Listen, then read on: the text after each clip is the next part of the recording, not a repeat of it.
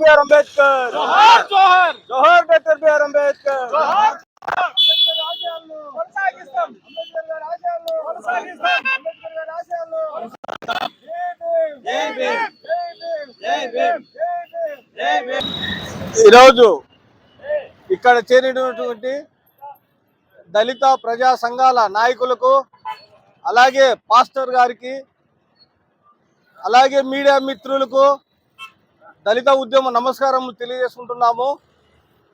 ఈరోజు ఈ యొక్క నిరసన కార్యక్రమం ఉద్దేశం ఏమిటంటే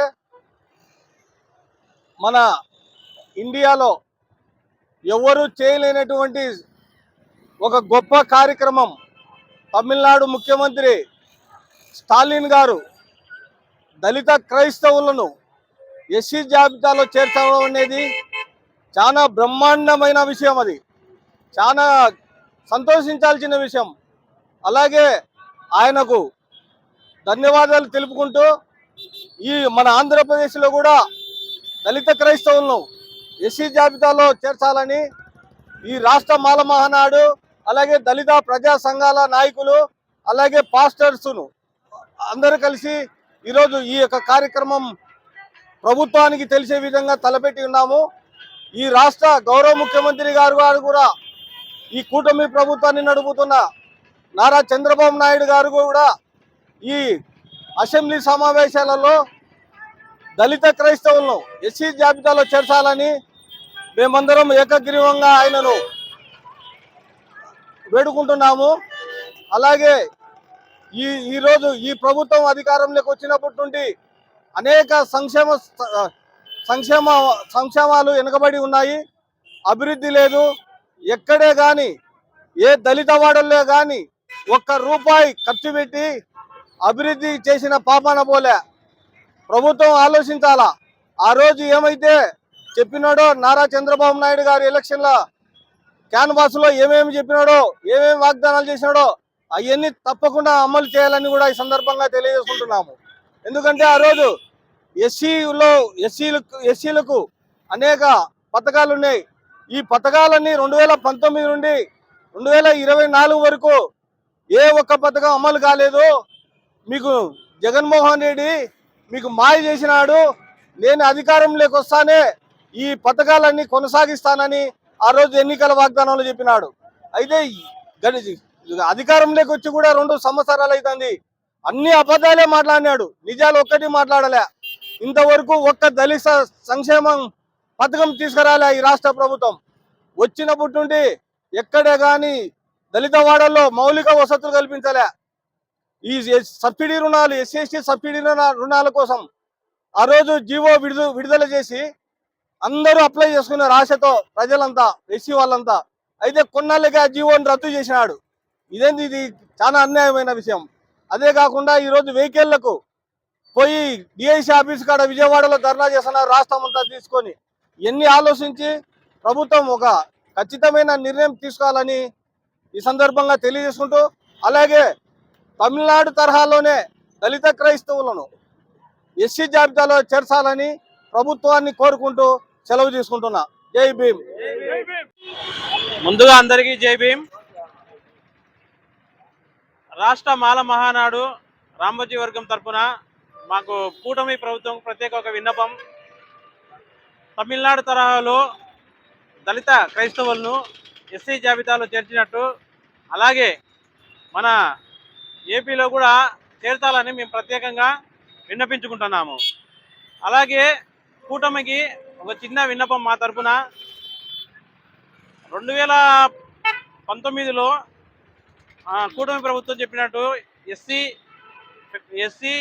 ఎస్టీ బీసీ మైనార్టీలు లోన్లు ఇస్తామని అదే పనిగా చెప్పినారు. కానీ ఇంతవరకు ఇచ్చినారు, ఇవ్వడం ఏమో సైటు, కానీ ఇంతవరకు అమలు కాలేదు. దయ ఉంచి అది కూడా అమలు చేయాలని ప్రభుత్వాన్ని కోరుతున్నాము. జై భీమ్. జై భీమ్.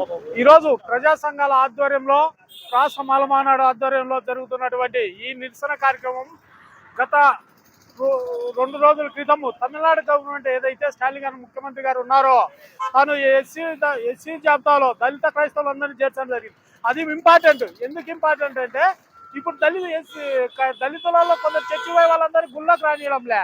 ఎటు ఆ సమస్య తేలకుండానే ఉంది.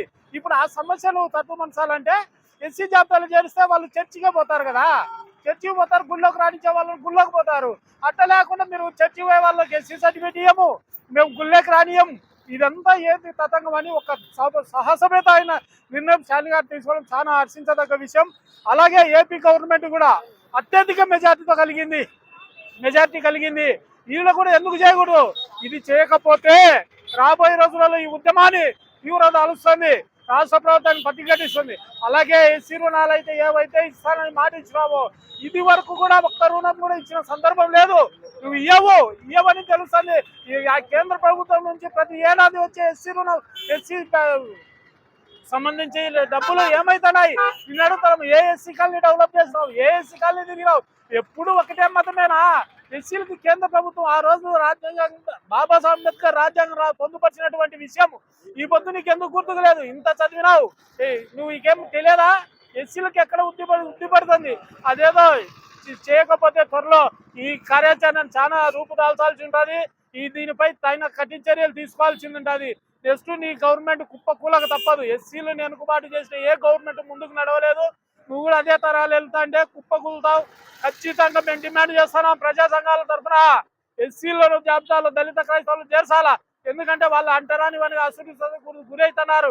వాళ్ళు అలా కాకుండా ఎస్సీ జాబితా ఖచ్చితంగా చేర్చాలని అందరికీ ఈ మీడియా మిత్రులతో అందరికీ నమస్కారం తెలుపుకుంటూ జై భీమ్, జై భీమ్, జై భీమ్.